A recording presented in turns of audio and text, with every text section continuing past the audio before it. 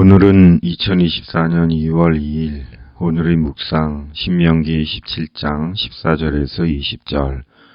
왕이 되고 싶은 자들에게, 나의 반석이시요 나의 구속자이신 여호와여, 내 입의 말과 마음의 묵상이 주님 앞에 연락되기를 원하나이다. 아멘. 14절에서 20절. 주 당신들의 하나님이 주시는 그 땅에 들어가서 그 땅을 차지하고 살 때에 주위의 다른 모든 민족같이 당신들도 왕을 세우고 싶다는 생각이 들거든 당신들은 반드시 주 당신들의 하나님이 택하신 사람을 당신들 위에 왕으로 세워야 합니다. 당신들은 결의 가운데서 한 사람을 왕으로 세우고 같은 결의가 아닌 외국 사람을 당신들의 왕으로 세워서는 안 됩니다. 왕이라 해도 군마를 많이 가지려고 해서는 안 되며 군마를 많이 얻으려고 그 백성을 이집트로 보내서도 안 됩니다. 이는 주님께서 다시는 당신들이 그 길로 되돌아가지 못한다고 말씀하셨기 때문입니다. 왕은 또 많은 아내를 둠으로써 그의 마음이 다른 데로 쏠리게 하는 일이 없어야 하며 자기 것으로 은과 금을 너무 많이 모아서도 안 됩니다.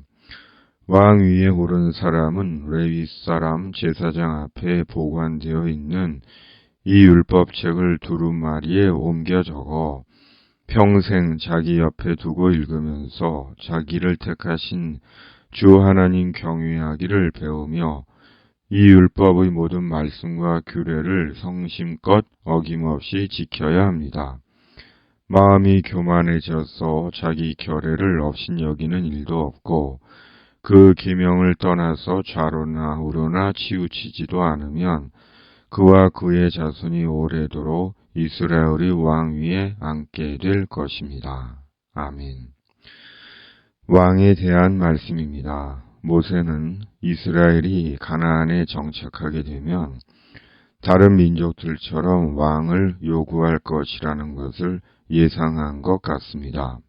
왜냐하면 이스라엘은 보이지 않으시는 하나님보다 보이는 왕을 더 원할 것이라는 것을 모세는 이미 알았기 때문입니다.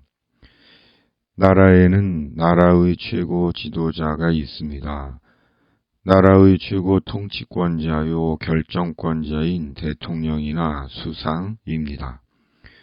그러므로 나라의 최고 통치권자요 결정권자인 대통령이나 수상이 어떤 인물이냐에 따라 그 나라의 상황이나 미래가 달라질 수 있습니다. 그러므로 선거로 대통령을 선출하는 민주국가에서는 신중하게 표를 사용해야 하는 것입니다. 오늘 말씀에서 모세는 이스라엘이 다른 민족들처럼 왕을 세우고 싶다면 하나님께서 택하신 사람을 왕으로 세워야 한다고 합니다. 사람이 보는 관점이나 기준이 아니라 하나님께서 보시기에 진실하고 선하고 아름다운 자가 왕이 되어야 한다는 것입니다. 그렇다면 어떻게 하나님께서 택하신 사람을 압니까?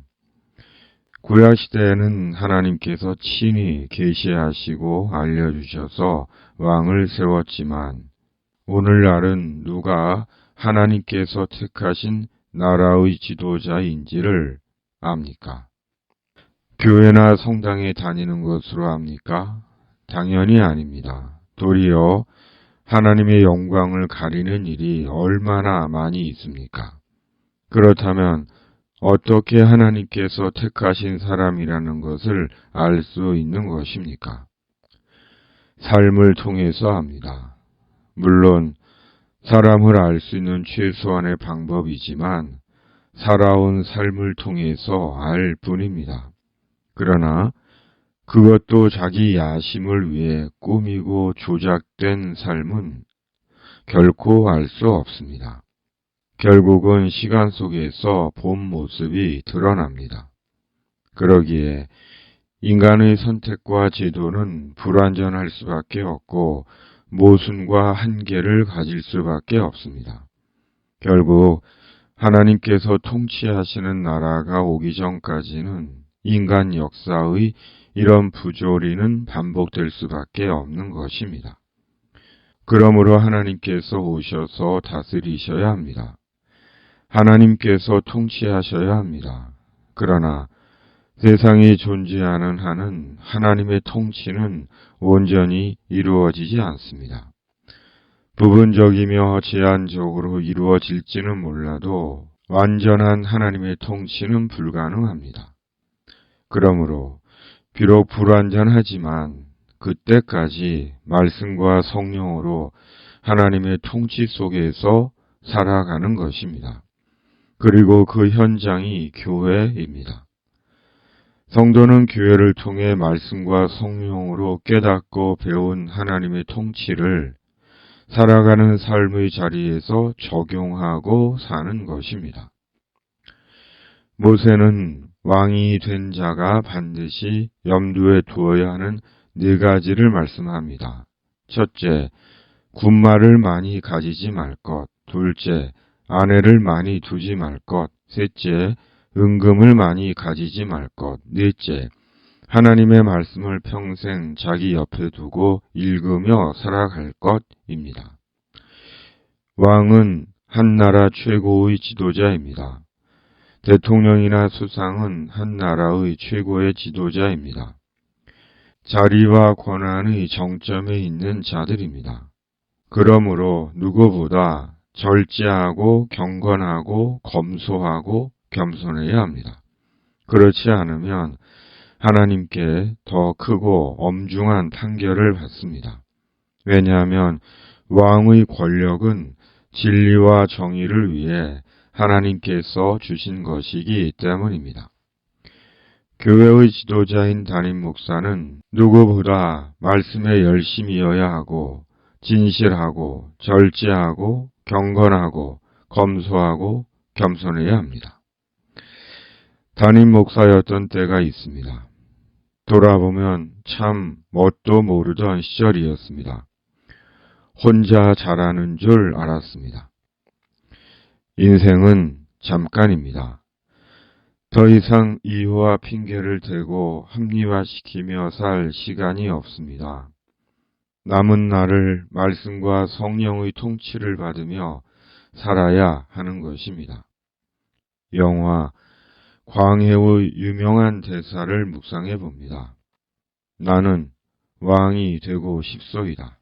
하지만 나 살자고 누군가를 죽여야 하고 그로 인해 누군가가 죽어야 한다면 난 싫소.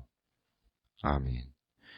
주님, 땅의 모든 지도자들, 교회의 지도자들이 하나님을 알고 말씀과 성령으로 하나님의 통치를 받으며 나라와 공동체를 섬기게 하여 주시옵소서. 하나님을 두려워하는 지도자들이 되게 하여 주시옵소서. 하나님의 나라가 속히 임하게 하여 주시옵소서. 전쟁의 땅에 주님의 평화를 내리시고 이 땅에 살아계신 주님의 공의와 정의를 보게 하여 주시옵소서. 예수님의 이름으로 기도하옵나이다. 아멘. 하늘에 계신 우리 아버지, 아버지의 이름을 거룩하게 하시며 아버지의 나라가 오게 하시며 아버지의 뜻이 하늘에서와 같이 땅에서도 이루어지게 하소서.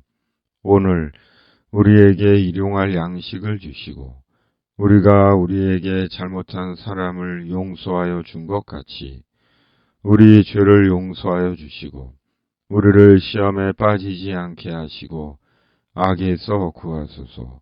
나라와 권능과 영광이 영원히 아버지의 것입니다. 아멘.